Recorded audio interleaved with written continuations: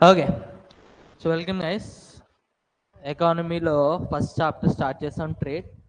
ట్రేడ్లో మనం ఏం చూస్తాం? ట్రేడ్ని బట్టి కంట్రీస్ని 2 టైప్స్ కింద డివైడ్ చేస్తారు అనుకున్నాం, క్లోజ్డ్, ఓపెన్. అయితే ఓపెన్ ఎకానమీ, ఓకే, దీన్ని మళ్ళీ మనం ఏంటి అని అంటే ఫర్దర్గా డివైడ్ చేసాం. Free trade, trade protectionism, trade protectionism. అయితే ట్రేడ్ ప్రొటెక్షనిజంలో కూడా మళ్ళీ మనం 2 రకాల ప్రొటెక్షనిజమ్స్ చూసాం. ఒకటి tariff barriers, non tariff barriers. Okay, so ఇవన్నీ చూసాం. ఎస్, దాని తర్వాత మీకు ఏం చెప్పాను? Trade agreements. ఎందుకండి ఈ బ్యారియర్స్ ఏవి ఫ్యూచర్లో ఒకరినొకరిని హర్ట్ చేసుకోకుండా ఉండడానికి what will do is trade agreements. Okay, so trade agreements. ఆ ట్రేడ్ అగ్రిమెంట్స్ అనేవి మనం బేసిక్గా వేటిని ట్రేడ్ చేసుకుంటాం అని అంటే గూడ్స్, సర్వీసెస్,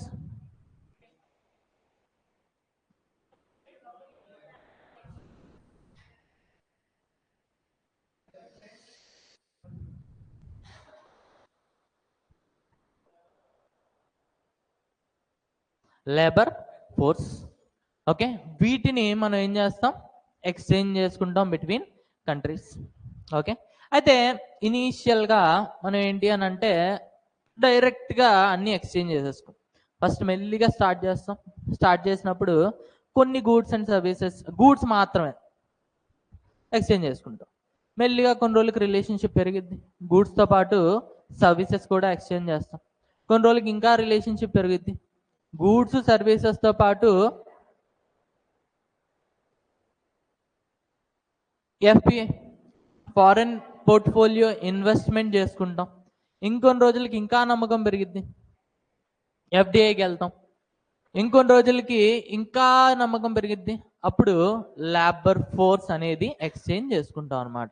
అయితే సర్వీసెస్, లేబర్ ఫోర్స్. ఓకే, ఈ రెండిట్లకి డిఫరెన్స్ చూడండి. ఎగ్జాంపుల్గా ఇప్పుడు మనకి శ్రీలంక ఒక బ్యాంకింగ్ సాఫ్ట్వేర్ తయారు చేసి ఇమ్మందనమాట. మన వాళ్ళు ఇండియాలోనే ఉండి టాటా కంపెనీ వాళ్ళు ఏం చేశారని అంటే ఇండియాలోనే ఒక సాఫ్ట్వేర్ తయారు చేశారు, బ్యాంకింగ్ సాఫ్ట్వేర్ తయారు చేసి ఎవరికి ఇచ్చారని అంటే శ్రీలంకకి ఇచ్చారు. ఇది మనం ఎలా కన్సిడర్ చేస్తామని అంటే సర్వీస్.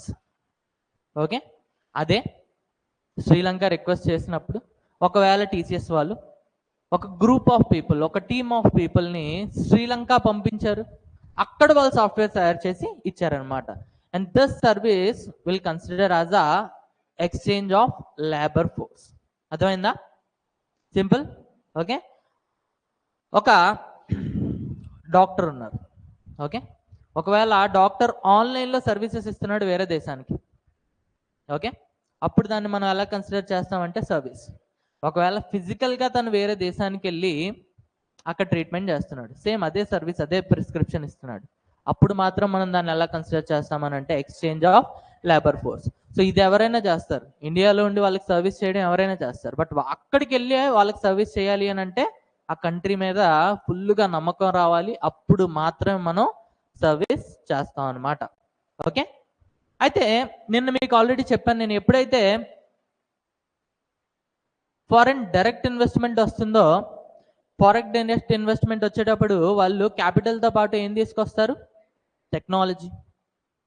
ఎప్పుడైతే టెక్నాలజీ తీసుకొస్తారో దేర్ ఆర్ హై ఛాన్సెస్ ఆ కంట్రీ వాళ్ళ టెక్నాలజీని కాపీ కొట్టేదానికి చాలా హై ఛాన్సెస్ ఉంటాయి. అందుకని చెప్పి వాళ్ళు ఏం చేస్తారు అని అంటే ఐపీఆర్ అనేది intellectual property rights. Basically process ఏముంటుంది అని అంటే ఎగ్జాంపుల్గా ఇప్పుడు ఒక మొబైల్ కంపెనీ, ఓకే, ఎగ్జాంపుల్ మన శాంసంగ్ ఎక్కడండి మ్యానుఫ్యాక్చరింగ్? సౌత్ కొరియా నుంచి ఇండియా వచ్చింది. ఓకే, ఇప్పుడు వీళ్ళు ఏం చేస్తారు అని అంటే ఎప్పుడైతే ఇండియా వచ్చారో ప్లాంట్ పెట్టడానికి, ఓకే, ఫస్ట్ వాళ్ళు వచ్చి ఇలా మేము ప్లాంట్ పెడుతున్నాం అని చెప్పి గవర్నమెంట్కి చెప్తారు. గవర్నమెంట్ వెంటనే మంచిది, ఎఫ్డిఏ అనేది మేము కూడా చూస్తున్నాం. ఒక పని చేయండి, మీరు ఏదైతే ప్రోడక్ట్ ఇక్కడ మ్యానుఫ్యాక్చర్ చేయబోతున్నారో ఆ ప్రోడక్ట్ డిజైన్ అనేది మాకు ఒకసారి ఇవ్వండి. ఓకే, ఇది మేము దీని పేరు మీద మీకు ఒక ఐపీఆర్ సర్టిఫికేట్ ఇస్తాం, ఇంటెలెక్చువల్ ప్రాపర్టీ రైట్స్ సర్టిఫికేట్ ఇస్తాం. దానికి ముందు తను అడుగుతుంది అనమాట, మీరు సౌత్ కొరియాలో ఆల్రెడీ ఐపీఆర్ తీసుకున్నారా అని. ఐపీఆర్ తీసుకున్నామని అంటే ఫైన్, దాన్ని తీసుకొని ఇక్కడ కంపేర్ చేసి రెండిట్లకి కలిపి ఇండియా వైపు నుంచి కూడా ఐపీఆర్ సర్టిఫికేట్ ఇస్తుంది. ఒకవేళ వాళ్ళు సౌత్ కొరియాలో ఐపీఆర్ తీసుకోకపోతే ఫస్ట్ సౌత్ కొరియా వెళ్ళాలి, రిజిస్టర్ చేయించుకోవాలి వాళ్ళ మోడల్, తర్వాత ఐపీఆర్ తీసుకోవాలి, అప్పుడు మళ్ళీ ఇండియా రావాలి, ఇండియాలో ఐపీఆర్ ఇస్తారు. ఈ రెండింటిని యూజ్ చేసుకొని ఇక్కడ వాళ్ళ టెక్నాలజీని ప్రొడ్యూస్ చేస్తారు. అర్థమైందా? ఓకే, అయితే ఒకవేళ ఇవన్నీ జరిగినాయి, ఐపీఆర్ ఇచ్చారు, అయినా కూడా ఆ కంట్రీలో ఆ ప్రోడక్ట్ని ఎవడైనా కాపీ కొట్టాడు అనుకోండి, అప్పుడు వీళ్ళందరికీ హెడ్ ఎవరు అని అంటే ఐఎంఎఫ్. వీళ్ళందరికీ హెడ్ ఎవరు? ఐఎంఎఫ్. ఓకే, సో అర్థమైందా? Process simple. మీకు ప్రతి కంట్రీలో కూడా ఆ కంట్రీ యొక్క గవర్నమెంట్ మీకు ప్రొటెక్షన్ ఇస్తుంది. ఒకవేళ గవర్నమెంటే దొంగది, గవర్నమెంటే మోసగత్తి అయితే మీకు ప్రొటెక్షన్ ఇచ్చేది ఎవరు అని అంటే ఒక international organisation which is IMF. Okay, so IMF అనేది మిమ్మల్ని ప్రొటెక్ట్ చేస్తుంది. అర్థమైందా? సింపుల్. ఓకే, మళ్ళీ ఐపీఆర్ రిపీట్ అవుతుంది, మళ్ళీ స్పెషల్గా 1 hour లెక్చర్ ఉంటుంది ఐపీఆర్ మీద, సో నో వరీస్. బట్ ఇక్కడ మీకు ఆల్రెడీ ఐపీఆర్ గుర్తుంది అనుకోండి, అప్పుడు చెప్తే రివిజన్లో ఉంటుంది, కొన్ని ఎక్స్ట్రా పాయింట్స్ యాడ్ అవుతాయి. ఓకే, సో అక్కడ keep a note point and right down. నేను ఐపీఆర్ దగ్గరే కదా ఆపాను, నేను keep a note point.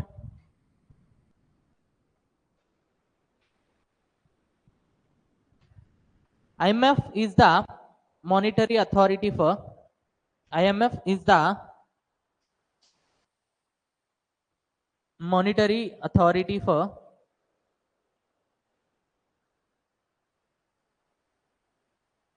monetary or regulatory authority అని రాసుకోండి. regulatory authority for regulatory authority for the intellectual property rights. IMF is the regulatory authority for the intellectual property rights. Intellectual property rights. అర్థమైందా? So ఒకవేళ Samsung gourd product ఎవరైనా ఇండియాలో copy కొడితే first వాడు ministry of commerce and ఇండస్ట్రీస్కి వెళ్తాడు, department దగ్గరికి వెళ్తాడు. Dip అంటే ఏంటి? ఓకే, అక్కడ ప్రాబ్లమ్ సాల్వ్ అవ్వకపోతే higher level ministry of commerce and industries, అక్కడ కూడా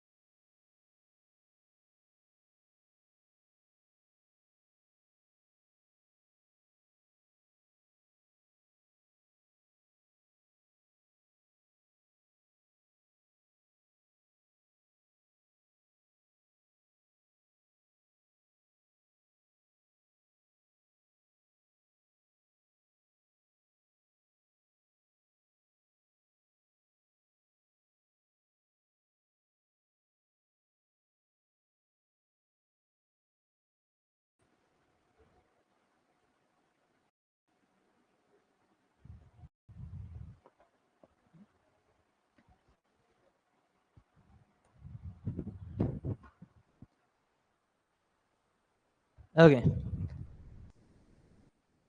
ఫైన్. అయితే ఎక్కడ ఉన్నాం?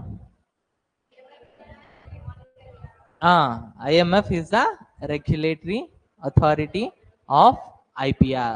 So intellectual property rights. మనకు గుర్తుండాల్సింది మూడు, అన్నిటికన్నా చిన్న లెవెల్లో డిప్, దానిపైన ministry of commerce and industry, దానిపైన IMF.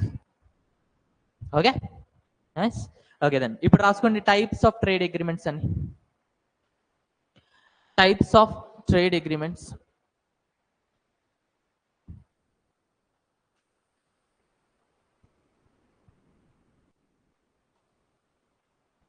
Types of trade agreements. Okay, so first one, PTA, preferential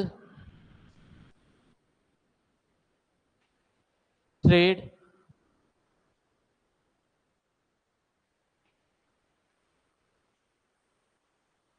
agreement. Preferential trade agreement. Okay, preferential trade agreement. Okay, see, first listen to the story. Tarvata, let's say this is India. Okay, and this is Pakistan. Okay, so Pakistan ఎందుకు తీసుకుంటున్నాను అని అంటే మనకి పెద్దగా trade agreements లేవు కాబట్టి. Okay, అయితే ఇండియాలో కొన్ని గూడ్స్ ఉన్నాయండి, కొన్ని గూడ్స్ ఉన్నాయి, అలానే కొన్ని సర్వీసెస్ కూడా ఉన్నాయి, కొన్ని సర్వీసెస్ కూడా ఉన్నాయి. పాకిస్తాన్లో కూడా కొన్ని గూడ్స్ ఉన్నాయి, అలానే కొన్ని సర్వీసెస్ ఉన్నాయి. అయితే ఇద్దరు ఎప్పుడు కొట్టుకు చేస్తూ ఉంటారు. ఎప్పుడైతే వాళ్ళు వీళ్ళ మీద అటాక్ చేస్తారో వెంటనే ట్యాక్స్ డబుల్, అంతవరకు 30%, ఈ రోజు నుంచి 60%. లేదని అంటే ఇంతవరకు ఉల్లిపాయలు పంపించేవాళ్ళు సడన్ గా ఈ రోజు నుంచి ఉల్లిపాయలు ఆగిపోయింది. అందుకని చెప్పి సడన్ గా ఇక్కడ ఏంటి అని అంటే గవర్నమెంట్స్ ఎఫెక్ట్ అవ్వట్లా, ఎఫెక్ట్ అవుతుంది ఎవరు? పీపుల్.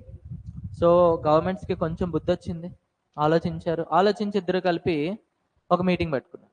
మీటింగ్ పెట్టుకొని in the meeting what they have tried is, see, నీ మీద నాకు పెద్దగా నమ్మకం లేదు, నిజంగా నీ మీద ఒట్టు, అలానే నాకు తెలిసి నీకు కూడా నా మీద అంతగా నమ్మకం లేదు, బట్ అట్లీస్ట్ ఈ ట్రేడ్ విషయంలో, see, relations are different, okay, but డబ్బులు అనేది different.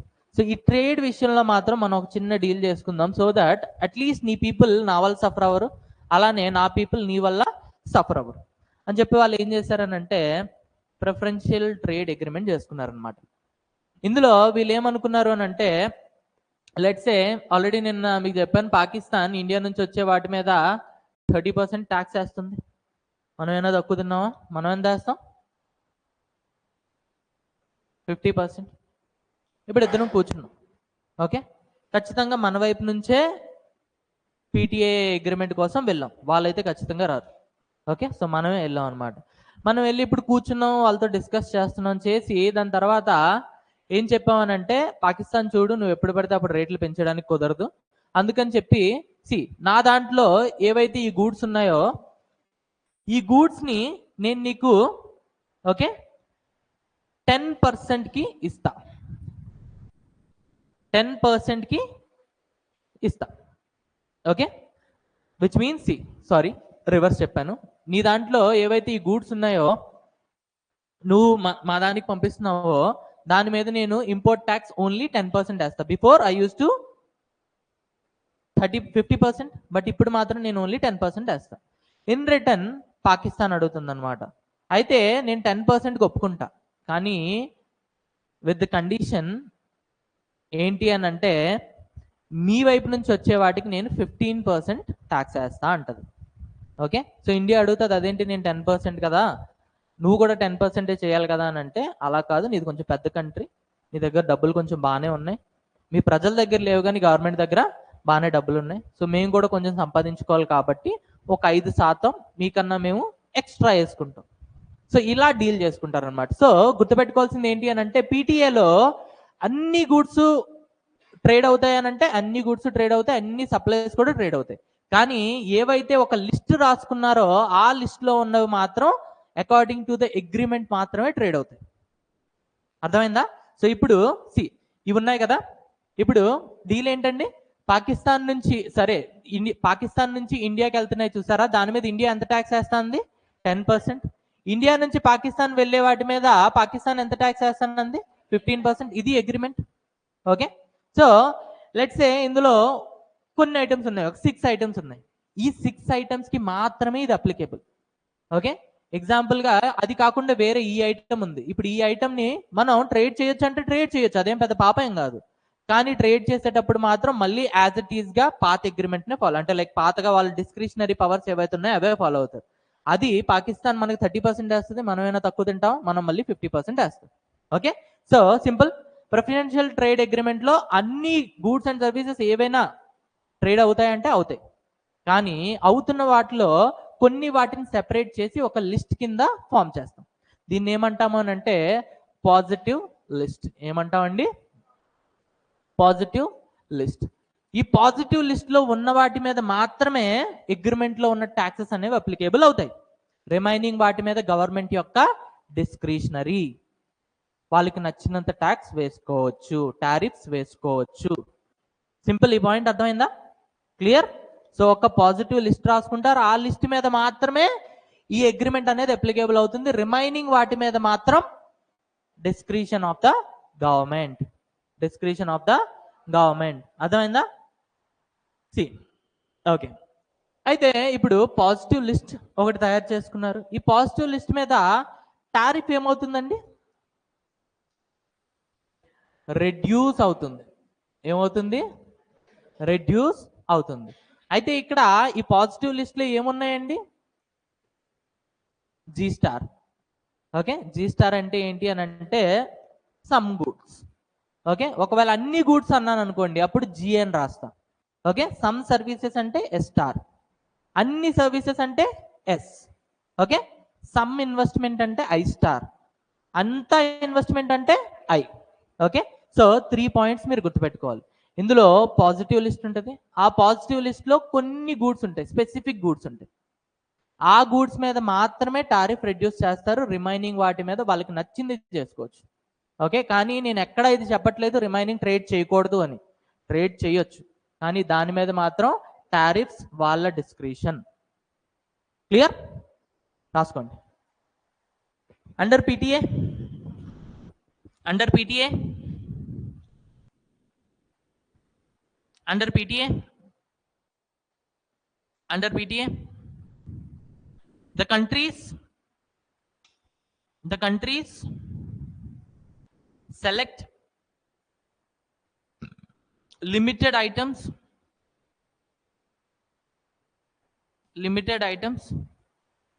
over which tariffs are reduced, over which the tariffs are reduced. These set of limited items are called, next point, these set of limited items are called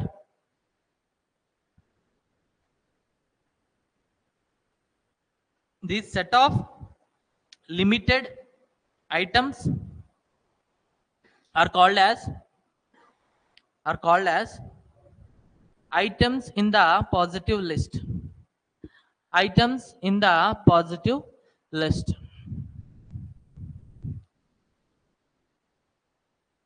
Next point, under PTA,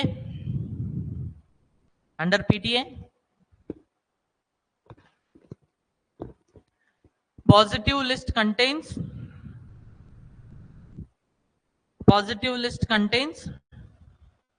only goods.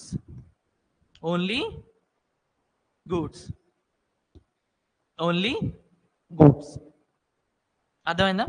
So this is PTA. Simple. Okay, so ఇలా రాసుకోండి, ఇది ఇలా రాసుకుంటే మీకు కొంచెం అర్థం అవుతుంది. And remaining ఇవి ఉన్నాయి చూసారా, ఇక్కడ రాసుకోండి, ఇక్కడ డిస్క్రిషన్ అని, డిస్క్రిషన్. రిమైనింగ్ వాటి మీద they have their discretion.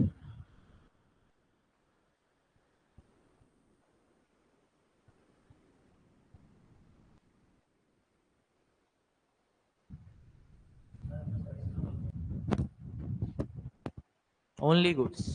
Goods కూడా అన్నీ ఉండవు, particular goods. G star.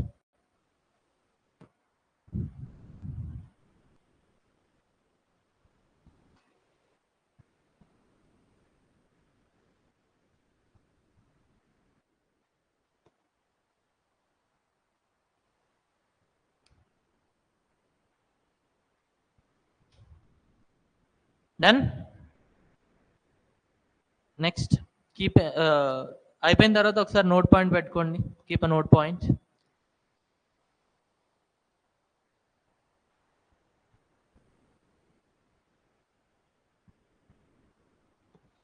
Keep a note point.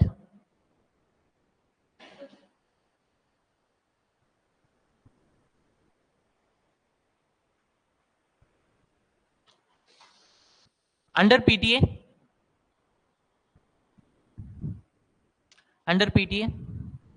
some experts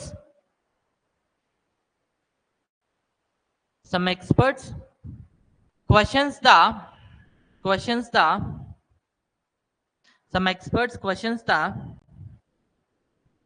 difference in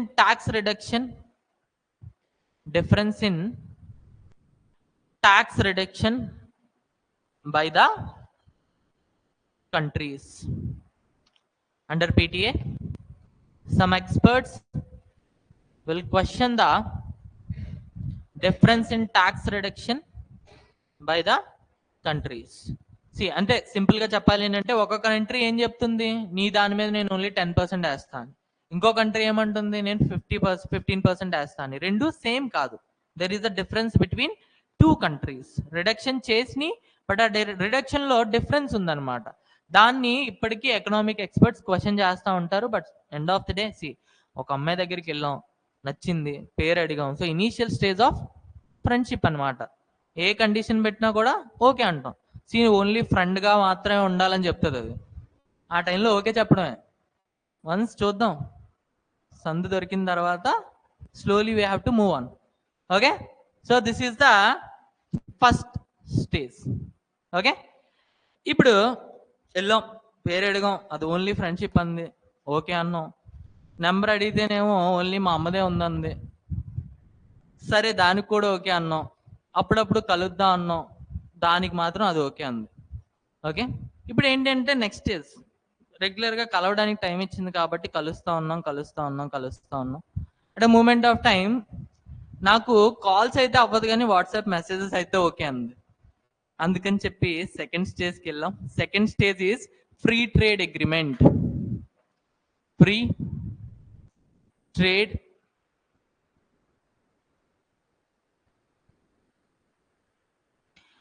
దీని న్యూస్ పేపర్లో మీరు FTA అని చదువుతారండి. Free trade agreement.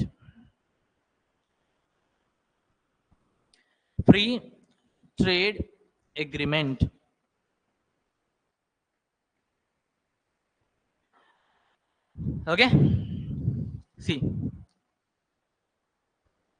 మళ్ళీ ఇండియా, పాకిస్తాన్. ఓకే, ఇండియా దగ్గర కొన్ని గూడ్స్ ఉన్నాయి,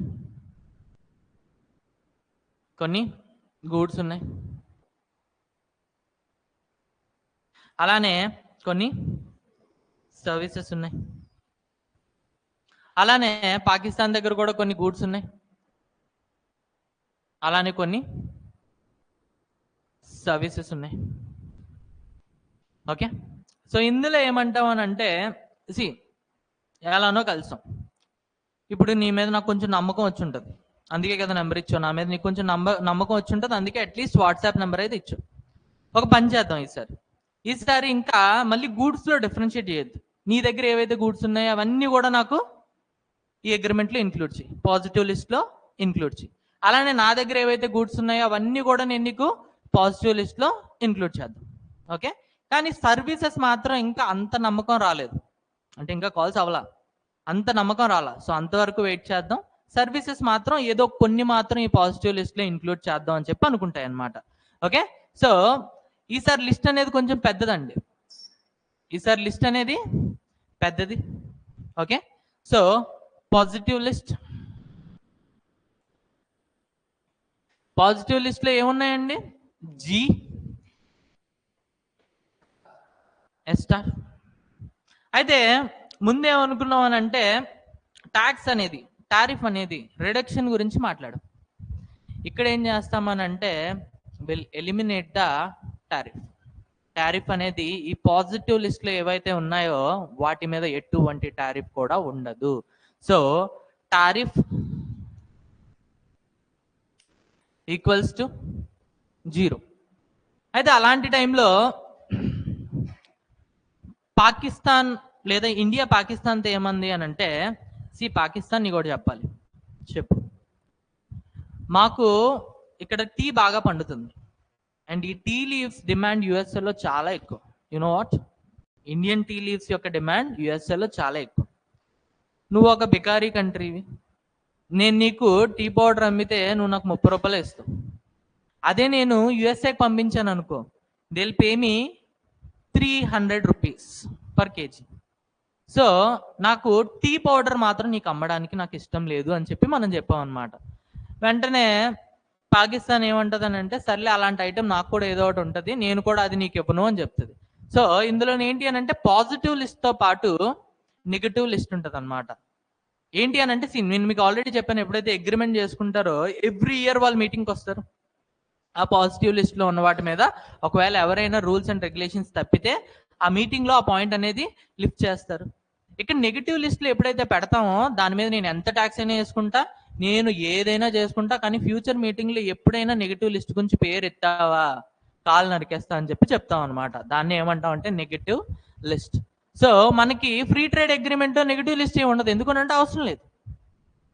ఎందుకనంటే అక్కడ ఆల్రెడీ కొన్ని గూడ్స్ మాత్రమే మనం అక్కడ అగ్రిమెంట్లో మెన్షన్ చేసాం. రిమైనింగ్ గూడ్స్లో మీకు డిస్క్రిషనరీ ఉంది, పవర్ ఉంది. కానీ ఇక్కడ గూడ్స్ అన్ని మెన్షన్ చేసేసాం. ఇక్కడ మన గూడ్స్ మీద డిస్క్రిషనరీ పవర్ లేదు. అందుకని చెప్పి మనం ఏం చేస్తాం అని అంటే ఒక నెగిటివ్ లిస్ట్ క్రియేట్ చేస్తాం. ఈ లిస్ట్లో మన దగ్గర మనకి ఫారెన్ ఎక్స్చేంజ్, ఫారెన్ కరెన్సీ బాగా సంపాదించుకునే గూడ్స్ ఏవైతే ఉంటాయో అవన్నీ ఈ లిస్ట్లో పెట్టేస్తాం. ఈ లిస్ట్లో పెట్టేసి ఇప్పుడు ఏమంటాం అని అంటే, దీన్ని మాత్రం నేను నీకు ఇవ్వను, నువ్వు ఏడ్చినా మొత్తుకున్నా నేను మాత్రం నీకు ఇవి ఇవ్వను. అలానే ప్రతి సంవత్సరం మీటింగ్లో మాత్రం నువ్వు దీని గురించి మాత్రం మాట్లాడకూడదు. సో ఇక్కడ ఎక్స్ట్రాగా ఏం యాడ్ అయిందండి? Negative list. అయితే point to be noted here, positive list అనేది మ్యాండేటరీ, ఖచ్చితంగా పెట్టి తీరాలి. నెగటివ్ లిస్ట్ మ్యాండేటరీయా? నో. కావాలి అనుకుంటే పెట్టుకోవచ్చు, లేదు అనుకుంటే లేదు, అంతే కదా? Yes. So here positive list is mandatory but the negative list is not mandatory at all. ఒకవేళ దాన్ని 0 కింద వాళ్ళు ఉంచుదాం అనుకుంటే 0 కింద కూడా వాళ్ళు ఉంచుకోవచ్చు అనమాట. So this is the process. ఇక్కడ కొన్ని గూడ్స్ ని వీళ్ళు సెలెక్ట్ చేసి ఏం చేస్తారు అని అంటే దీన్ని ఒక లిస్ట్ లో పెడతారు. దీన్ని ఏమంటాము అని అంటే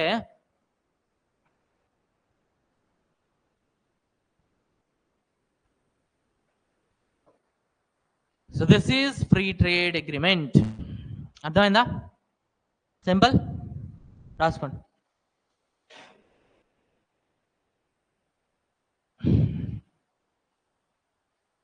In FTA, the positive list contains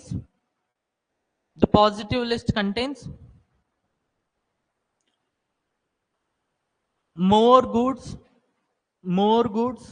ఎందుకు మోర్ అంటున్నాను, ఆల్ అని ఎందుకు అనట్లేదు అని అంటే కొన్ని తీసుకుని వెళ్ళి నెగటివ్ లిస్ట్ లో పెట్టారు కాబట్టి. Okay, more goods and some services.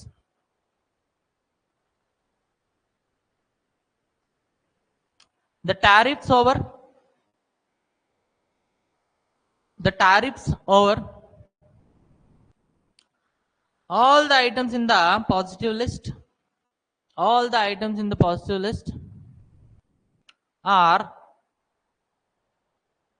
eliminated.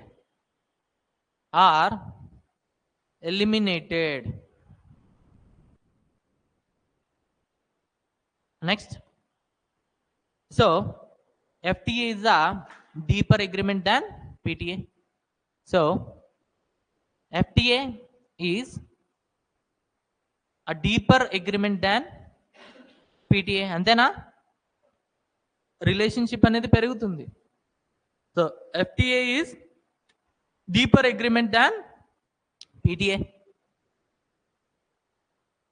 Next point.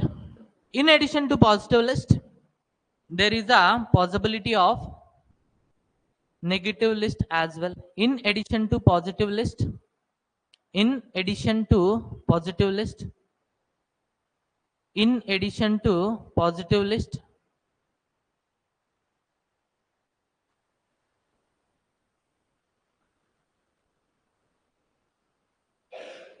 in addition to positive list, there is a negative list as well. There is a negative list as well.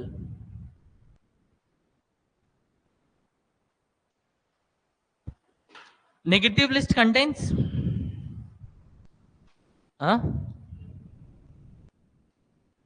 sorry, let me dictate. Negative list contains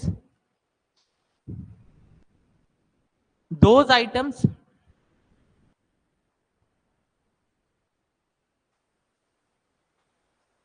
on which tariffs are neither reduced nor eliminated. Tariffs are neither reduced nor eliminated. Negative list contains those items on which tariffs are neither reduced nor eliminated. Next point. Negative list contains premium items of a country. Negative list contains premium items of a country.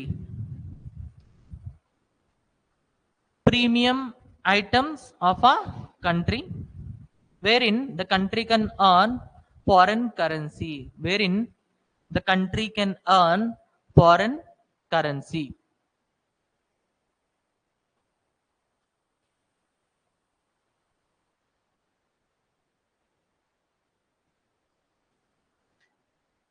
Keep a note point. Keep a note point. In FTA, positive list is mandatory. Positive list is mandatory. Second point. Negative list is not mandatory. Negative list is not mandatory. Third point. In PTA, there will not be any negative list. In PTA, there will not be any negative list.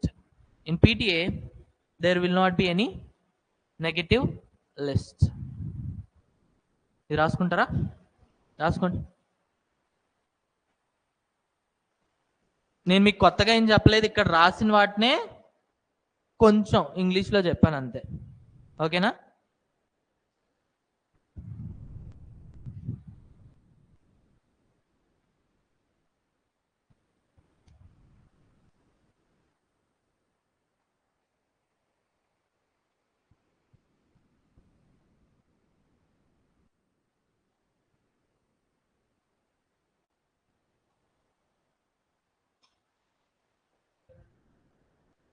Sorry, yes star అంటే some services.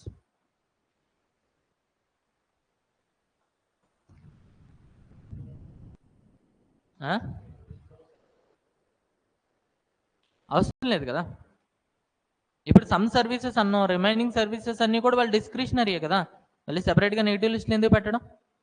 మీకు అర్థమైందా నేను చెప్పింది? పీటీఏలో negative list ఎందుకు లేదు? పీటీఏలో negative list ఎందుకు లేదు? Remaining goods మీద వాళ్ళకి డిస్క్రిషనరీ పవర్ ఉంది కాబట్టి నెగిటివ్ లిస్ట్ లేదు.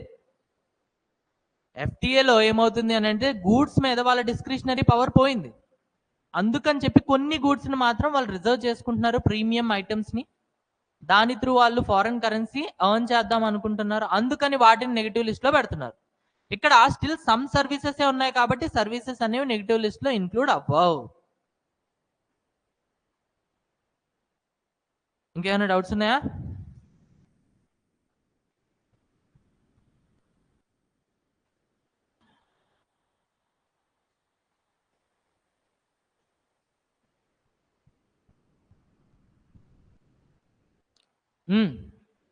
క్లియర్? ఎస్. Okay, next. ఇది మీరు న్యూస్ పేపర్లో ఎక్కువ వినే ఉంటారండి, సిఈసిఏ సిఈపిఏ. ఓకే ఓకే, వినకపోయినా పర్లేదు, ఇప్పుడు వింటారు, ఫైన్. అయితే అగైన్ మళ్ళీ సేమ్ అండి, కొంచెం ఇంకొంచెం రిలేషన్ పెరిగిందనమాట. సో ఇప్పుడు మెల్లిగా వాట్సాప్ దగ్గర నుంచి కాల్స్కి వెళ్ళింది వారం. ఓకే, సో మెల్లిగా రిలేషన్షిప్ అనేది ఇంప్రూవ్ అయిందనమాట. ఈసారి ఏంటి అని అంటే ఇద్దరు మళ్ళీ కూర్చున్నారు. కూర్చొని గూడ్స్ ఎలానో ఉంటాయి, ఈసారి సర్వీసెస్ మొత్తం కూడా ఉండాలి. ఓకే, దాంతోపాటు మీ వాళ్ళ దగ్గర కొంచెం డబ్బులు ఎక్కువ ఉన్నాయని విన్నాను, మాది కొంచెం పూర్ కంట్రీ. మీ కంట్రీలో మీరు ఇన్వెస్ట్ చేసుకుంటే తక్కువ పర్సెంటేజ్ ఆఫ్ రిటర్న్స్ వస్తాయి, అదే మా కంట్రీలో ఇన్వెస్ట్ చేసుకుంటే మోర్ రిటర్న్స్ వస్తాయి. చెప్పాను నేను ఎఫ్పిఐ ఎఫ్డిఐలో డిఫరెన్స్. ఎఫ్పిఐలో చెప్పినప్పుడు నేను మీకు క్లియర్గా చెప్పాను, ఏవైతే పూర్ కంట్రీస్ ఉంటాయో అక్కడ ఇన్వెస్ట్ చేస్తే రిటర్న్స్ అనేవి ఎక్కువ ఉంటాయి. సో పాకిస్తాన్ ఏమందనంటే, ఇది కొంచెం బెకారీ కంట్రీ కదా, అదే మైన్ నాది. సో మీ వాళ్ళకి ఒక పని చేయమని చెప్పు, మీ వాళ్ళకి ఒకవేళ ఎక్కువ డబ్బులు ఉంటే, బేసిక్ ఇండియా కూడా అలాంటి సిచ్యువేషన్లోనే ఉందండి, బట్ ఒకవేళ పాకిస్తాన్ కన్నా బెటర్ కాబట్టి, ఒకవేళ మీ వాళ్ళ దగ్గర డబ్బులు ఉంటే బెటర్ ఇండియాలో ఇన్వెస్ట్ చేయడం కన్నా కూడా మా దగ్గర ఇన్వెస్ట్ చేయండి. ఇప్పుడు యూఎస్లో ఉన్నాడైతే అక్కడ 2-3% రిటర్న్ వస్తుంది కాబట్టి ఇండియాలో చేస్తే 10%, 12% వస్తుంది కాబట్టి. అదే ఇండియాలో ఉన్నాడు, ఇండియాలో చేస్తే 10-12% వస్తుంది, బట్ పాకిస్తాన్లో చేస్తే 50% వచ్చింది పక్క. ఓకే, సో కంపారిటివ్లీ వాళ్ళంత పూర్. ఓకే, అందుకని చెప్పి ఈసారి ఏం అడుగుతామంటే, ఫారెన్ పోర్ట్ఫోలియో ఇన్వెస్ట్మెంట్ కూడా ఈ లిస్ట్లో యాడ్ చేస్తాం, ఈ అగ్రిమెంట్లో యాడ్ చేస్తాం అనమాట. సింపుల్. అయితే చూడండి,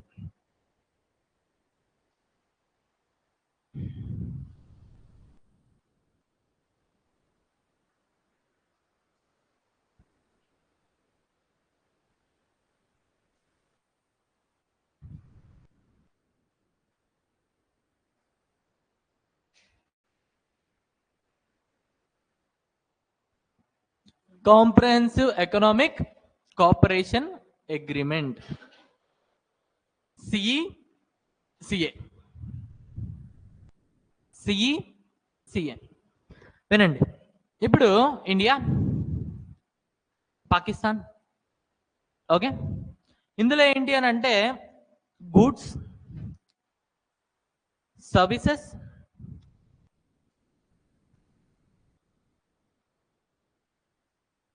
ఎఫ్పిఐ. అయితే ఇక్కడ దీన్ని ఏమంటాం అంటే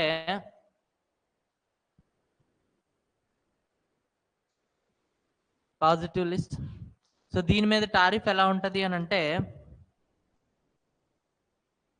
0.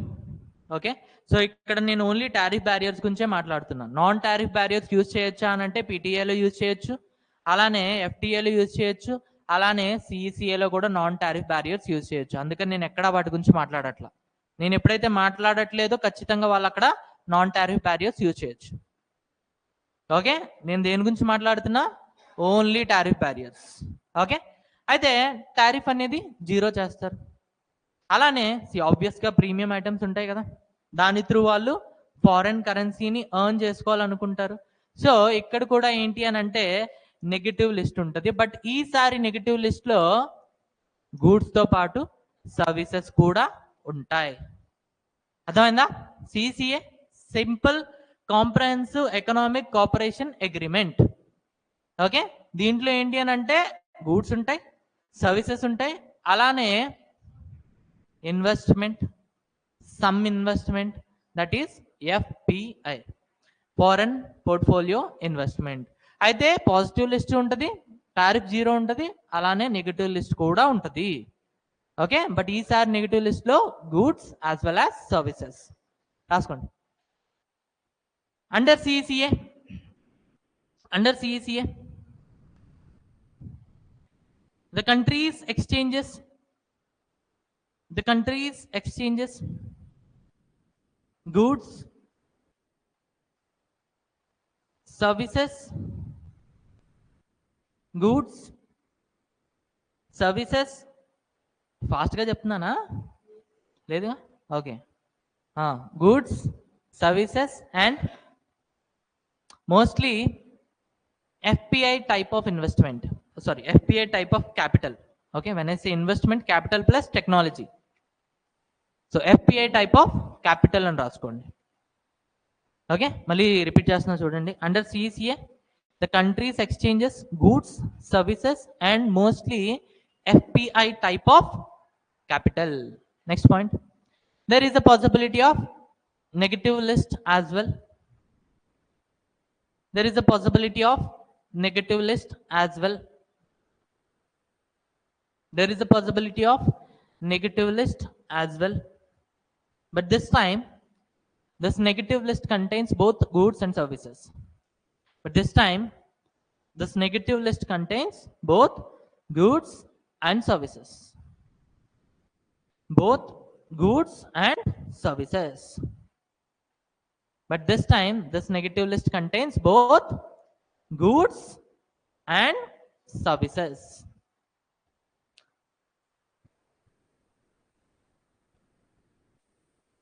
ఓకే నెక్స్ట్ ఇది రాసుకోండి.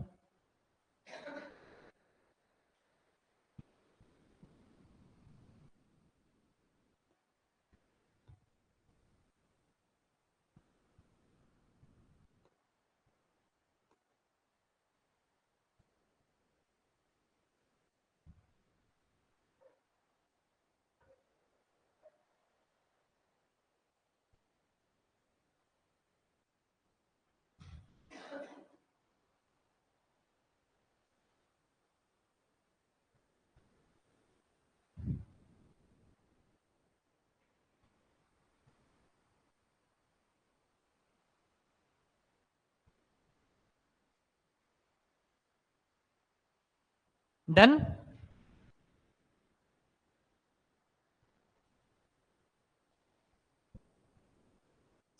ఓకే ఇప్పుడు ఏంటి అని అంటే మెల్లిగా ఈ ఫ్రెండ్షిప్ కాస్త లవ్ అయిందనమాట. ఓకే సో ఫ్రెండ్షిప్ కాస్త లవ్ అయింది, ఇంకా మ్యారేజ్ అవ్వలేదు, ఫ్రెండ్షిప్ కాస్త లవ్ మాత్రం అయింది. ఓకేనా? అయితే ఇందులో ఏంటి అని అంటే ఈసారి లవ్ లో వచ్చేసేటప్పటికి caring is sharing, I mean sharing is caring. Okay ఇందులో ఏంటి అని అంటే ఆటోమేటిక్గా మనం వాళ్ళని కేర్ తీసుకుంటాం. So each and everything share చేసుకుంటాం. సో ఇక్కడ కూడా అంతే, each and everything they'll share, goods, services and investment. Okay fine. దాన్ని మనం ఏమంటాం అని అంటే ఇంతవరకు కోఆపరేట్ చేస్తుంది, now she is going to be your partner. Okay అందుకని ఏమంటాం అని అంటే comprehensive economic partnership agreement, CPA. Okay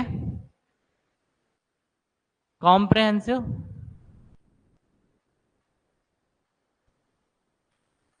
economic partnership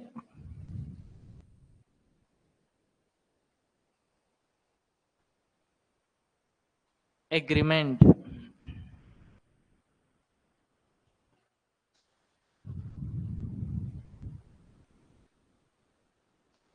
CPA.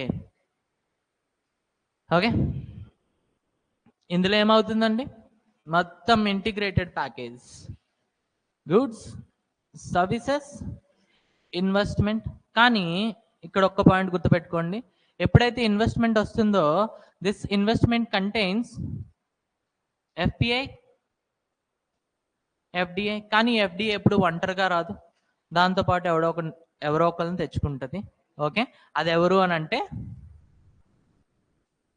IPR.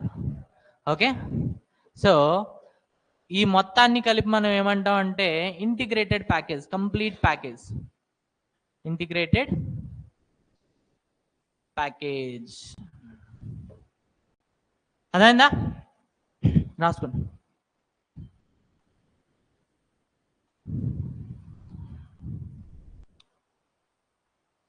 Under CPA, the countries exchange integrated package, that is goods plus services plus investment plus intellectual property rights.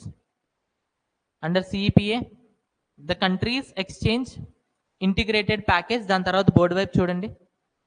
Integrated package, that is goods, మళ్ళీ చూడండి board వైపు, services, investment and IPR.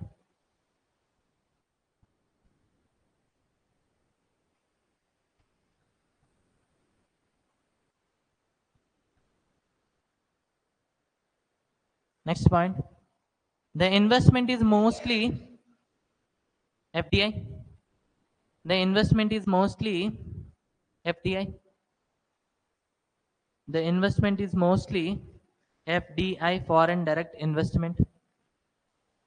Next point, hence IPR is an integral part of CEPA. IPR, hence IPR is an integral part of CEPA. నేను ప్రతి క్లాస్లో రాస్తాను board మీద, ఇక్కడ ఎందుకు రాయట్లేదు అని అంటే నేను చెప్పినవన్నీ కూడా ఇక్కడ ఆల్రెడీ రాశాను డయాగ్రమాటిక్ ఫామ్లో, అందుకే రాయట్లేదు. ఓకేనా? So integrated part of CEPA.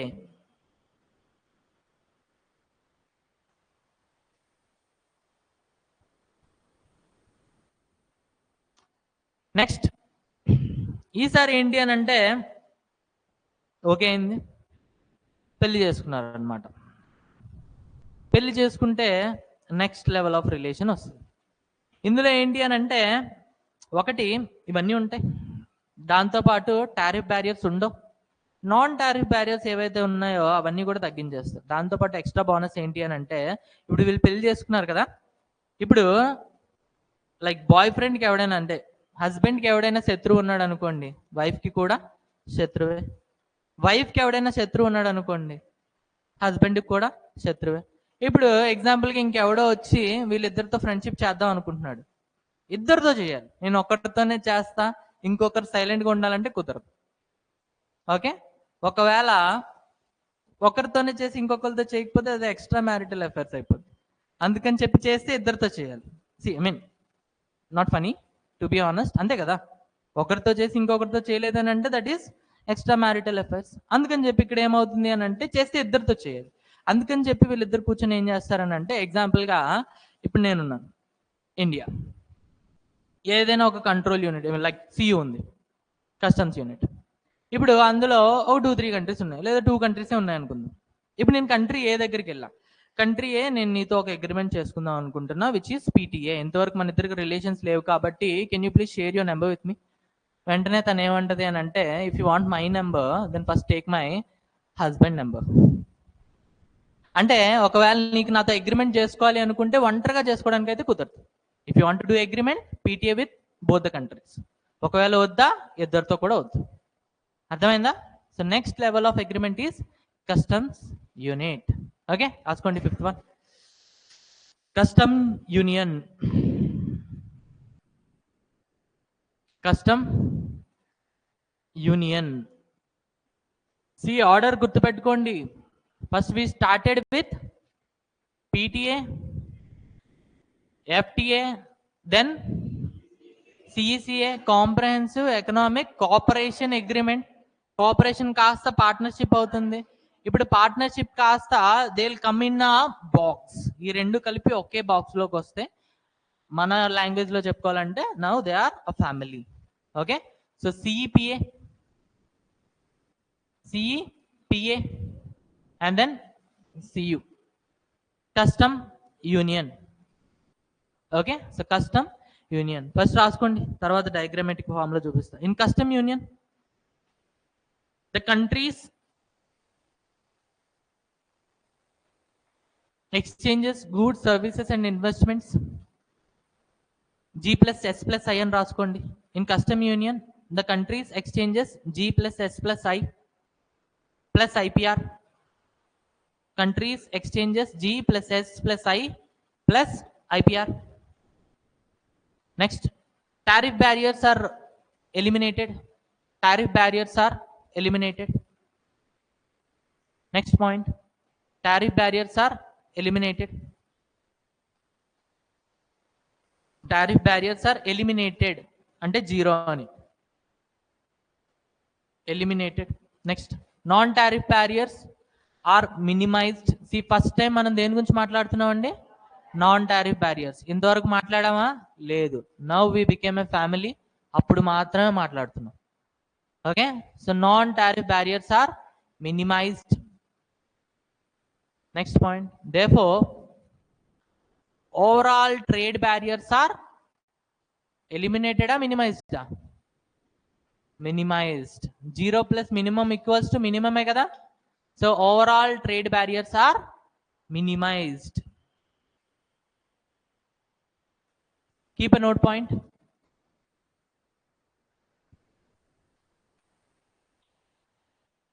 In a custom union, the members together decide the tariffs. In a custom union, in a CU, the members together decides the tariffs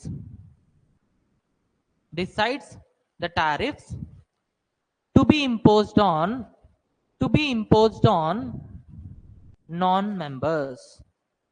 Decides the tariffs in a CU, in a custom union, the members together they'll decide the tariffs on the non-members. అర్థమైందా? ఎవరైతే non members ఉంటారో వీళ్ళిద్దరూ కలిపి వాడి మీద ఒక tariff వేస్తారు. ఇప్పుడు వైఫ్ అంటది నేను 20% వేస్తా, హస్బెండ్ అంటే నేను 30% వేస్తా అంటే కుదరదు. వేస్తే ఇద్దరిది కాకపోతే ఇద్దరి మధ్యలో 25 వేసుకోవాలి. అంతేగాని నువ్వు ఒకటి నేను ఒకటి అంటే కుదరదు. అలానే అగ్రిమెంట్ చేసుకోవాలన్నా కూడా ఇద్దరితో చేసుకోవాలి, ఒకరితోనే చేసుకుంటా అంటే కుదరదు. అలాంటి దాన్ని ఏమంటాం? Customs union. రాసుకోండి. ఏం చెప్పాను? ఇంటిగ్రేటెడ్ ప్యాకేజ్ ఉంటుంది, goods plus services plus investment plus IPR. Tariff barriers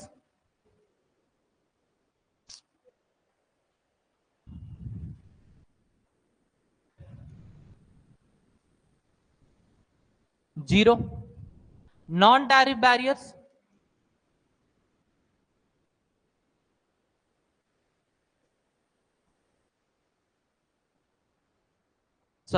minimized. Non-tariff barriers minimized.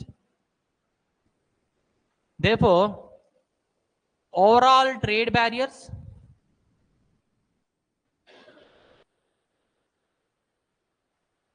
equals to 0 plus minimum, which is minimized.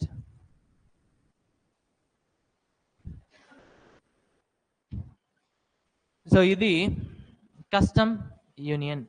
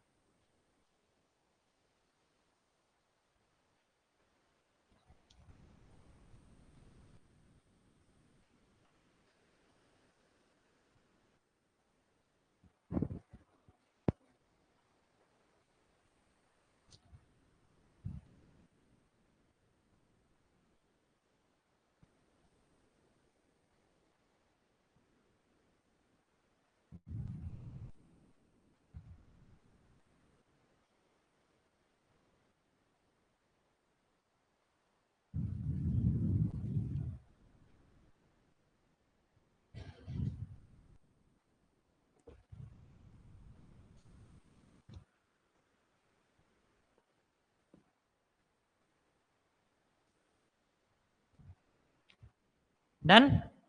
So first ఏం చూసాం? ప్రిఫరెన్షియల్ ట్రేడ్ అగ్రిమెంట్, తర్వాత ఫ్రీ ట్రేడ్ అగ్రిమెంట్, తర్వాత comprehensive economic cooperative agreement, next comprehensive economic partnership agreement, తర్వాత customs union. Okay, ఇప్పుడు కొన్ని రోజుల తర్వాత వాళ్ళు ఏంటి అని అంటే కలిపి ఒక సింగిల్ మార్కెట్ని పుట్టిస్తారనమాట. ఎవరు? Husband and wife. Okay, so మనం ఇప్పుడు చదవబోయేది ఏంటి అని అంటే ఇది next level, single market. Okay, so ఇందులో ఏంటి అని అంటే ఇంతవరకు గూడ్స్ చూసాం, సర్వీసెస్ చూసాం, ఇన్వెస్ట్మెంట్ చూసాం, ఇన్వెస్ట్మెంట్తో పాటు ఐపీఆర్ చూసాం. ఫస్ట్ టైం ఏంటి అని అంటే వీళ్ళ మీద వీళ్ళకి కంప్లీట్గా ట్రస్ట్ ఉంటుంది. వాళ్ళ రిలేటివ్స్ వీళ్ళ ఇంటికి వస్తారు, వీళ్ళ రిలేటివ్స్ వాళ్ళ ఇంటికి వెళ్తారు. So exchange of labour force, exchange of labour force. దాంతో పాటుగా tariff barriers zero, eliminated. Non tariff barriers కూడా ఇక్కడ ఎలిమినేట్ చేస్తారు, జీరో చేస్తారు. సో ఫైనల్ గా trade barriers will be zero. Trade barriers will be zero. ఏంటండి అది? మరి ట్విన్స్ ని పుట్టిస్తే మనం ఏం చేయలేం, కానీ single market, single market. Okay, goods, services, investment plus IPR,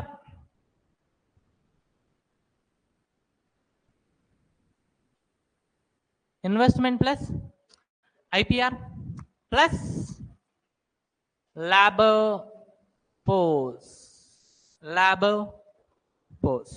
దాంతోపాటు ఏం చూసామండి? Tariff barriers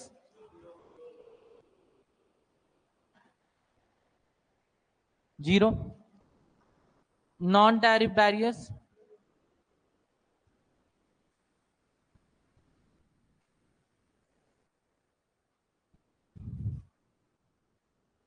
overall trade barriers 0 + 0 = 0. So ఇది సింగిల్ మార్కెట్. Example Mercosur. ఏంటండి మెర్కోజర్? ఏ కంట్రీస్ ఉంటాయి ఇందులో?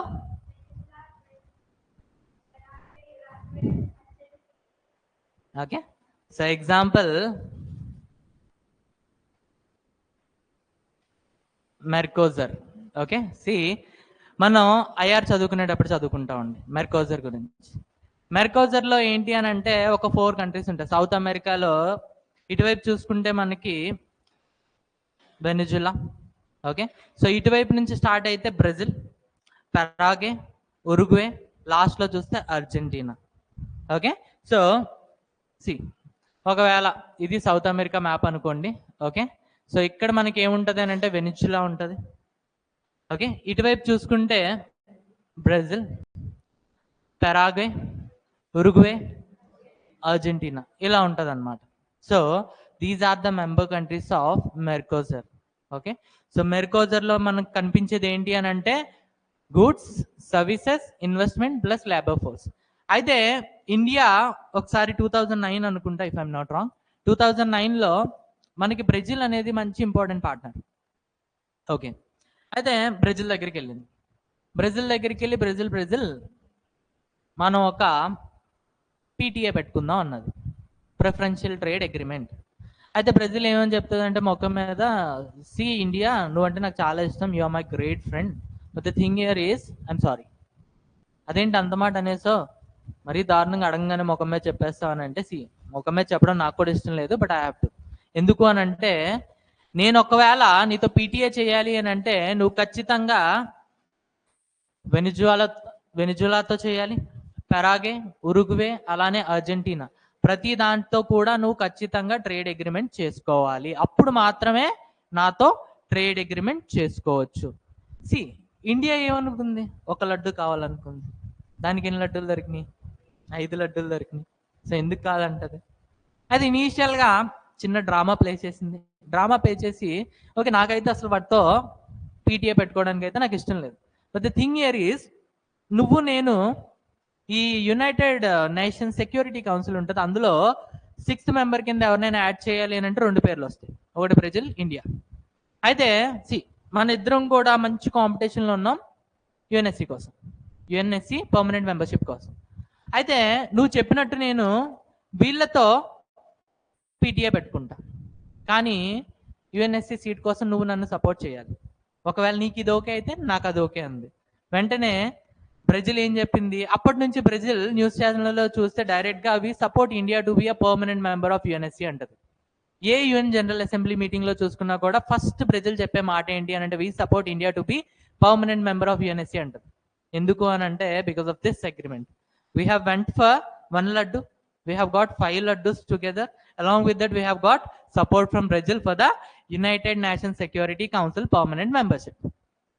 Okay, so this is the story. రాసుకోండి, రాసుకుంటారా? డయాగ్రామ్ ఫామ్ రాసుకుంటారు సరిపోతారండి.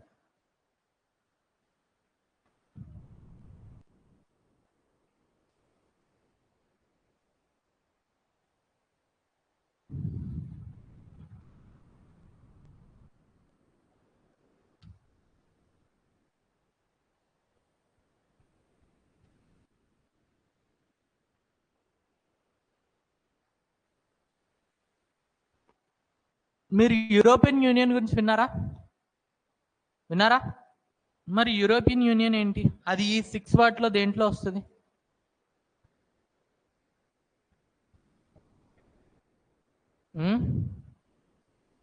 Custom union. ఇంకా చెప్పండి, ఏదో ఒకటి నోటుకొచ్చింది చెప్పండి. పోనీ అడుగుతుంది, మీరు ఏదో చెప్పేస్తారు మీకు తెలుసని కాదు. ఆ 6 పేర్లు ఏదో ఒకటి చెప్తే రివిజన్ అవుతుంది కదా అని. Free trade agreement.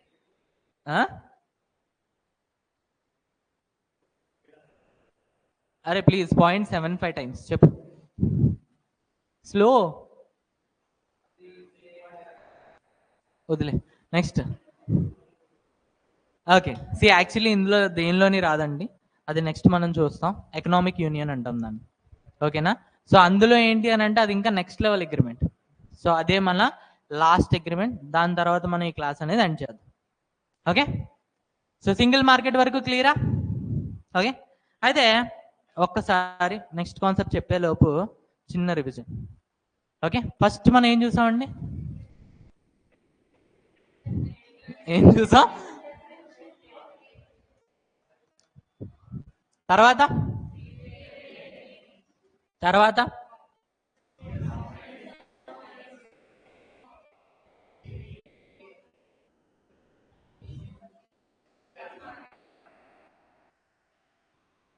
Okay, so క్విక్గా రివిజన్ చేద్దాం. చూడండి ఇక్కడ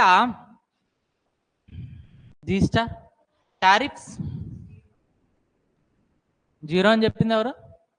రెడ్యూస్డ్. 0 అని చెప్పాను నేను, రెడ్యూస్డ్. నెక్స్ట్ లెవెల్లో 0 అవుతుంది. ఇంకేం చెప్పాను? పాజిటివ్ లిస్ట్ ఉంటుంది, పాజిటివ్ లిస్ట్ ఉంటుంది. ఓకే, అంతే, అంతకు మించి ఏమవసరం లేదు. ఓకే, నెక్స్ట్ చూడండి ఎఫ్టీఏలో ఏముంటుందండి? G plus S star. Okay, ఇక్కడ టారిఫ్స్ 0. పాజిటివ్ లిస్ట్ ఉంటుందా? నెగిటివ్ లిస్ట్ ఉంటుంది. బట్ నెగిటివ్ లిస్ట్లో ఓన్లీ సర్వీసెస్, సారీ గూడ్స్ ఉంటాయి, సర్వీసెస్ ఉండవు. సర్వీసెస్కి నెగిటివ్ లిస్ట్ అవసరం లేదు. Next CCA G I star tariff 0. Positive list ఉంటుందా? నెగిటివ్ లిస్ట్ ఉంటుంది, కానీ నెగిటివ్ లిస్ట్లో గూడ్స్ ఉంటాయి, సర్వీసెస్ ఉంటాయి. నెక్స్ట్ సిపిఏ, సిఏపిఏ చెప్పండి.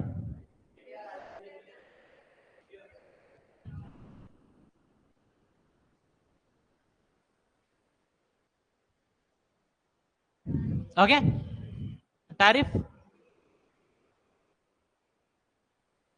Next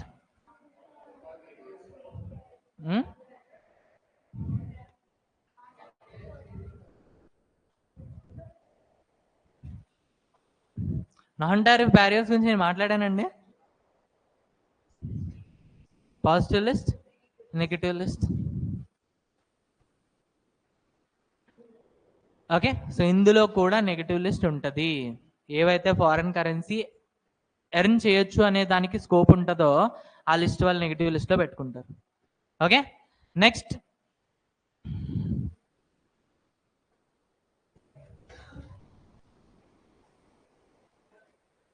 IPR tariffs 0.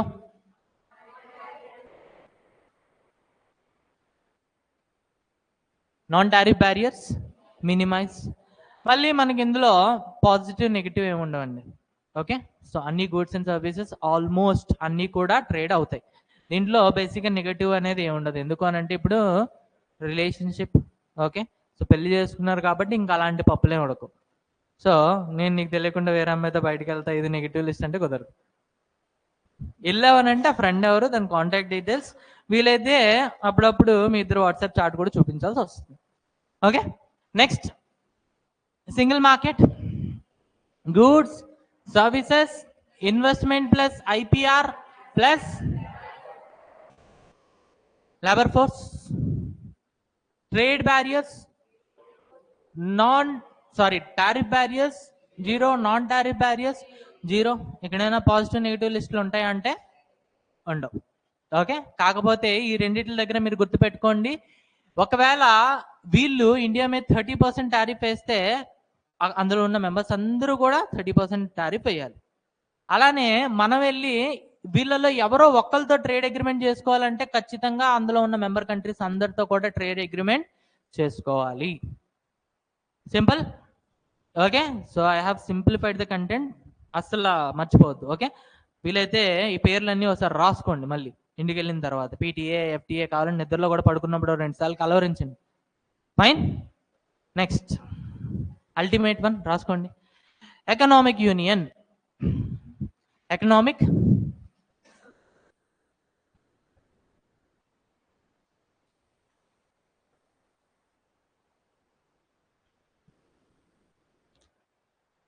ultimate one, economic union.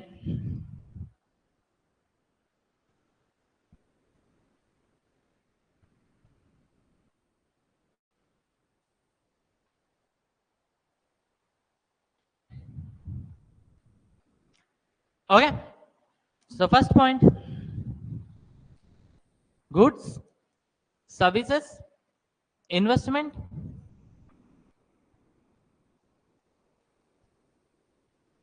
labor force. రాసుకోండి, goods, services, investment plus IPR plus labor force. Next,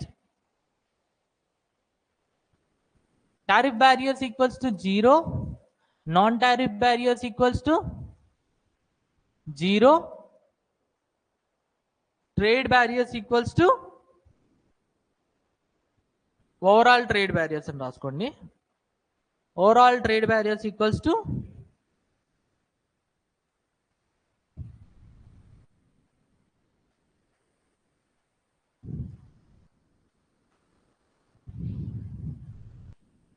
third point రాసుకోండి, explain చేస్తా తర్వాత.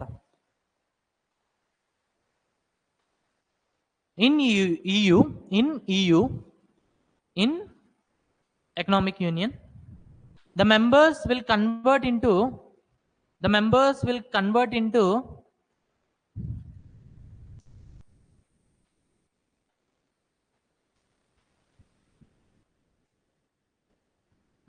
monetary union. The members will convert into monetary union. Next point, in EU, the members will convert into fiscal union as well.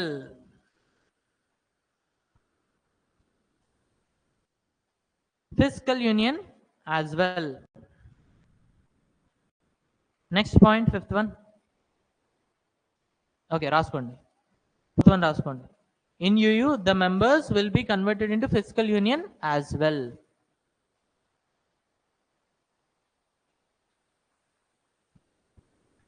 Next point, the members of economic union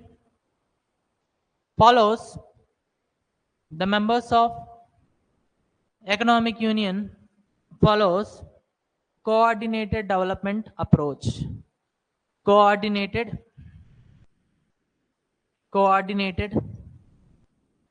development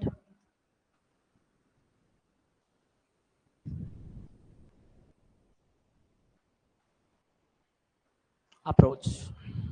Coordinated development approach. Okay, so అన్నీ అర్థమైనాయా points? అర్థమయ్యాయి? Sure? ఏం అర్థం కాలేదు?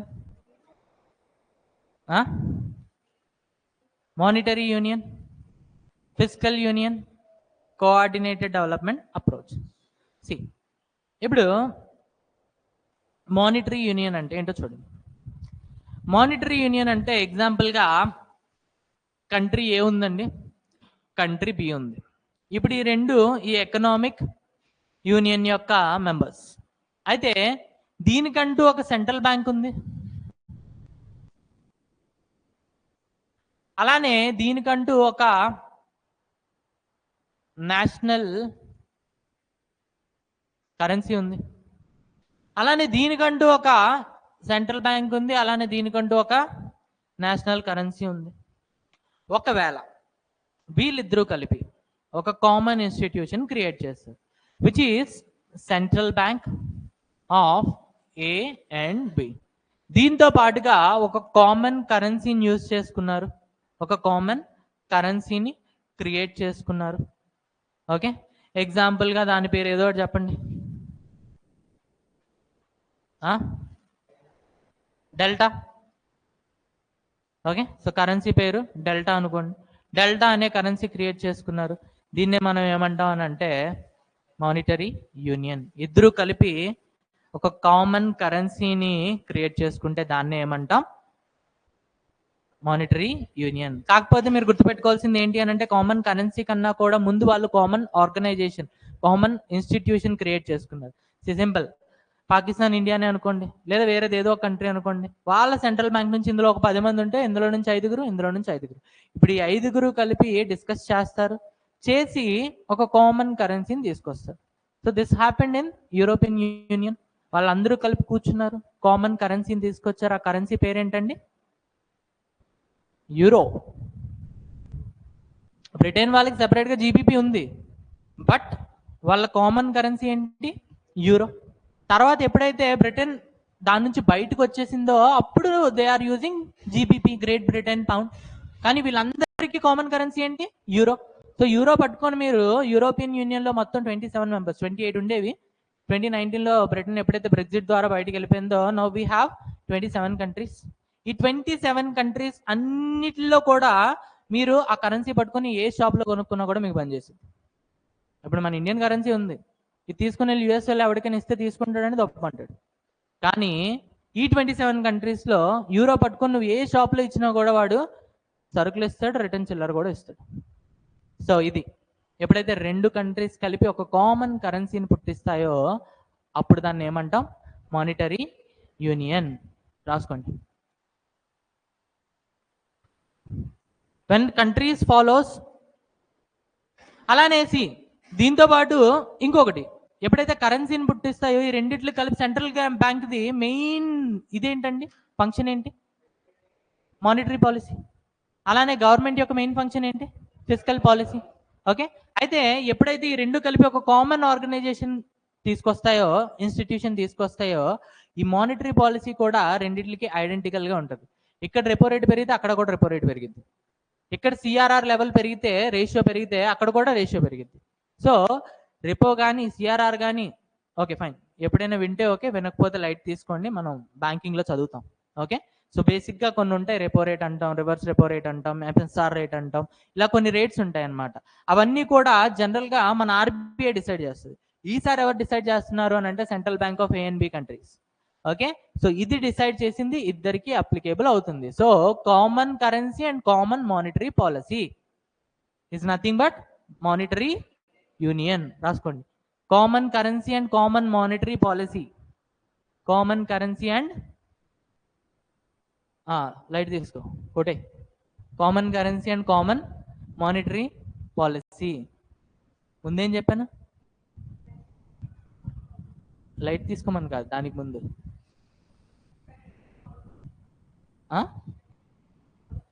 కొట్టండి. Common currency and common monetary policy equals to monetary union.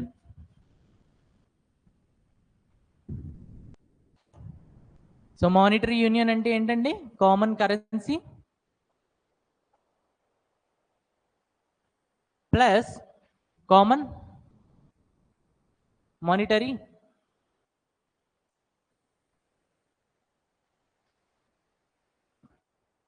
Okay. So దీన్ని బట్టి physical union అంటే మీరే చెప్పేసండి. Common physical policy. సో ఎగ్జాంపుల్గా ఇప్పుడు మనం జిఎస్టీ వాడుతున్నాం అంటే మనతో అగ్రిమెంట్ చేసుకునే కంట్రీ కూడా జిఎస్టీనే వాడాలి. మనం పాప్కార్న్ మీద 5%, 12%, 18% 3 రకాల కింద డివైడ్ చేస్తామంటే వాళ్ళు కూడా 5%, 12%, 18% కింద డివైడ్ చేయాల్సిందే. అలానే మనం ఇన్కమ్ ట్యాక్స్ ఆల్రెడీ తర్వాత చూస్తాం. ఓకే, సో 6 lakhs వరకు ట్యాక్స్ ఫ్రీ అని చెప్పాం. సో వాళ్ళు కూడా 6 lakhs వరకు ట్యాక్స్ ఫ్రీ ఇవ్వాలి. సో నథింగ్ బట్ ఫిజికల్ పాలసీలో same tax or identical taxes, identical budget, identical subsidies. ఇక్కడ ఆటోడికి 10,000 రూపాయలు ఇస్తున్నారంటే అక్కడ కూడా 10,000 ఇవ్వాల్సిందే. అప్పుడు దాన్ని ఏమంటాం అని అంటే ఫిజికల్ యూనియన్. సో రాసుకోండి, common tax plus common budget, common tax plus common budget plus common subsidies, common tax plus common budget plus common subsidies plus so on so etcetera, so on so etcetera. అదే 3 ఐఫన్లు పెట్టి ETC అని రాయండి. So on so etcetera is equals to physical union. మళ్ళీ చెప్పనా, common tax, common budget, అలానే common subsidies plus 3 ఐఫన్లు ETC equals to physical union. So 2 అర్థమైపోయినాయా? ఇంకేం అర్థం కావాలి? Coordinated development approach. ఇందులో ఏంటి అని అంటే ఇప్పుడు 2 కంట్రీస్ కూర్చొని ఇండియా మీ దాంట్లో కొంచెం ఎడ్యుకేషన్ బాగుంది, మా పాకిస్తాన్లో ఎడ్యుకేషన్ బాగాలేదు, అందుకే ప్రతి ఒక్కరు కూడా గనపట్టుకుంటూ ఉంటాడు, టెర్రరిస్ట్ అవుతూ ఉంటాడు. సో మీ దాంట్లో ఎలా ఐఐటీస్ పెట్టారో అలా మెల్లిగా మా దాంట్లో కూడా ఒక ఐఐటీ పెట్టండి. అలానే వీలైతే మా వాళ్ళకి మేనేజ్మెంట్ స్కిల్స్ కూడా పెద్దగా లేవు కాబట్టి ఒక ఐఏఎం కూడా వీలైతే పెట్టండి. సో ఇద్దరు వాళ్ళ యొక్క కామన్ ప్రాబ్లమ్స్ని డిస్కస్ చేసుకుంటారు. ఎడ్యుకేషన్ కానీ, హెల్త్ రిలేటెడ్ కానీ, సెక్యూరిటీ రిలేటెడ్ కానీ, డిఫెన్స్ రిలేటెడ్ కానీ, ఏదైనా you name it, food related కానీ, దేని గురించి అయినా వీళ్ళిద్దరూ కలిపి ఒక కోఆర్డినేటెడ్ అప్రోచ్తో వస్తారు. ఎలా అనంటే ఎగ్జాంపుల్గా రేపు ఎప్పుడైనా నీ కంట్రీ మీద ఎవడైనా అటాక్ చేస్తే నా కంట్రీ మీద అటాక్ చేసినట్టు, సో నీ ఆర్మీతో పాటు నా ఆర్మీ కూడా వచ్చింది. సో ఇది కోఆర్డినేటెడ్ అప్రోచ్. మీ దాంట్లో ఎడ్యుకేషన్కి ఒకవేళ ప్రాబ్లం అయితే నేను మీకు ఆ రిసోర్సెస్ ఇస్తాను. మా దాంట్లో హెల్త్ సర్వీసెస్ సరిగ్గా లేకపోతే నువ్వు నాకు ఆ రిసోర్సెస్ ఇవ్వు. సో ఒకవేళ ఇద్దరు దాంట్లో బేకారాలు అనుకోండి, ఇద్దరు కలిపి కోఆర్డినేటెడ్గా ఒక అప్రోచ్ తీసుకొద్దాం, సక్సెస్ అవుతాం. సో ఇది ఎకనామిక్ యూనియన్. ఓకే, బట్ ఇక్కడ ఎకానమీ రిలేటెడ్ కన్నా కూడా if you can see remaining ఎక్కువ ఉన్నాయి. ఏంటి? ట్రేడ్ రిలేటెడ్ కన్నా కూడా రిమైనింగ్ ఎక్కువ ఉన్నాయి. ఒకటి మానిటరీ రిలేటెడ్, మానిటరీ పాలసీ అంటున్నారు, సేమ్ కరెన్సీ అంటున్నారు, అలానే ఫిజికల్ పాలసీ రిలేటెడ్. ఓకే, అలానే integrated approach, coordinated approach. So అందుకని చెప్పి రాసుకోండి, economic union equals to monetary union plus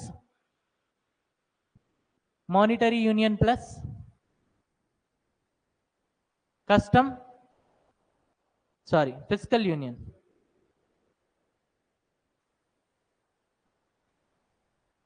physical union ఇలా ఎకనామిస్టులు డిఫైన్ చేస్తారనమాట. ఎగ్జాంపుల్ రాసుకోండి, European union is close example of EU. European is close example, కంప్లీట్గా example కాదండి, it's a close example. ఎందుకు అని అంటే చూడండి, యూరోపియన్ యూనియన్లో ఎంతమంది ఉంటారని చెప్పాను? 27 అందరూ కలిపి కూర్చొని ఒక డెసిజన్కి వచ్చారు, ఒక కామన్ కరెన్సీ తీసుకొచ్చారు, యూరో. అయితే ఈ యూరోని 2022 వరకు 19 కంట్రీస్ వాడేవి as a national currency. Present అయితే 20 కంట్రీస్ నేషనల్ కరెన్సీ కింద అప్రూవ్ చేసినాయి. రిమైనింగ్ వాటిలో కూడా ఈ ఖచ్చితంగా కరెన్సీ అయితే చెల్లుతుందండి. ఓకే, కరెన్సీ అయితే చెల్లుతుంది, but that is not the national currency. Okay, so remaining 7 కంట్రీస్లో still it is not the national currency. అందుకని this is a close example, not a complete example. అర్థమైందా? సో ఇన్ ఫ్యూచర్ మేబీ ఇప్పుడు 19 నుండి 20 అయినాయి కదా, ఒకటి మెల్లిగా ఇటు నుంచి అటు షిఫ్ట్ అయింది. అలానే ఇన్ ఫ్యూచర్ మేబీ చెప్పలేం మనం, ఇంకో 3-4 ఇయర్స్లో మిగిలిన 7 కూడా అటు వెళ్ళిపోవచ్చు, ఇంకో 20 ఇయర్స్ పట్టొచ్చు. But soon it is going to B a complete example, identical example for Euro economic union. Understood? Yes. So these are the trade agreements, and with this your chapter trade is completed. So we started with trade. On the basis of trade, we have divided the countries into two types: openness. On the basis of openness, open trade, closed trade countries, open economies, closed economies, and then closed economies అందులో పెద్ద చదువుకోవడానికి ఏం లేదు కాబట్టి open economies గురించి చదువుకున్నాం. Open ఎకానమీస్లో మనం ఏం చూసాం? ఫ్రీ ట్రేడ్, అలానే trade protectionism. So free trade అంటే నచ్చినట్టు ఎవడైనా దేన్నైనా ట్రేడ్ చేసుకోవచ్చు. సో దాని గురించి కూడా పెద్దగా చదువుకోవడానికి ఏం లేదు కాబట్టి బెనిఫిట్స్ మాత్రం రాసుకున్నాం. నెక్స్ట్ మనం చూసింది ఏంటి అని అంటే ట్రేడ్ ప్రొటెక్షనిజం. ఇందులో మళ్ళీ 2 టైప్స్ ఉంటాయి: tariff barriers, non tariff barriers. So tariff barriers అనేసి మళ్ళీ ఇందులో 2 టైప్స్ ఉంటాయి: import tariffs, export tariffs. Non tariff బ్యారియర్స్లోకి వచ్చేటప్పుడు మళ్ళీ అక్కడ మనం 4 టైప్స్ చూసాం. ఏంటి? ఒకటి క్వాంటిటీ బేస్ మీద మనం రెస్ట్రిక్షన్స్ పెడతాం, health, sanitary, safety purpose. Third one వచ్చేసి licence Raj. Fourth one DCR, domestic content requirement. నువ్వు ఏ ప్రోడక్ట్ అయినా చెయ్యి, అందులో డొమెస్టిక్ కంటెంట్ అనేది రిక్వైర్మెంట్ ఉంది, అప్పుడు మాత్రమే నేను నిన్ను అలౌ చేస్తా. సో ఈ టారిఫ్ బ్యారియర్స్ కానీ నాన్ టారిఫ్ బ్యారియర్స్ కానీ ఈ రెండింటిని తగ్గించడానికి మనం ఏం చేస్తాం అంటే ట్రేడ్ అగ్రిమెంట్స్ చేసుకుంటాం. సో ట్రేడ్ అగ్రిమెంట్స్ మెల్లిగా మనం స్టార్ట్ చేస్తాం. బేసిక్గా దానికి ముందు అసలు మనం ఏం ట్రేడ్ చేస్తాం అంటే గూడ్స్, సర్వీసెస్, ఇన్వెస్ట్మెంట్, అలానే లేబర్ ఫోర్స్. సో మెల్లిమెల్లిగా ఒక్కొక్క దాన్ని ఇంప్రూవ్ చేసుకుంటా పోతాం. First will start with PTA, తర్వాత ఫ్రీ ట్రేడ్ అగ్రిమెంట్, తర్వాత comprehensive economic cooperation agreement, then comprehensive economic partnership agreement, and then customs union, and then single market, and then economic union. సి 3 రోజులు పట్టిందా రివిజన్? Not even 5 minutes. ఎందుకు అని అంటే conceptual clarity ఉంది కాబట్టి. సో రివిజన్ చేయండి, ఆ కాన్సెప్చువల్ క్లారిటీని అలానే మెయింటైన్ చేయండి, ఏ క్వశ్చన్ అయినా కూడా ఈజీగా సాల్వ్ అవుతుంది. ఓకేనా? చలో నెక్స్ట్ క్లాస్లో కలుద్దాం.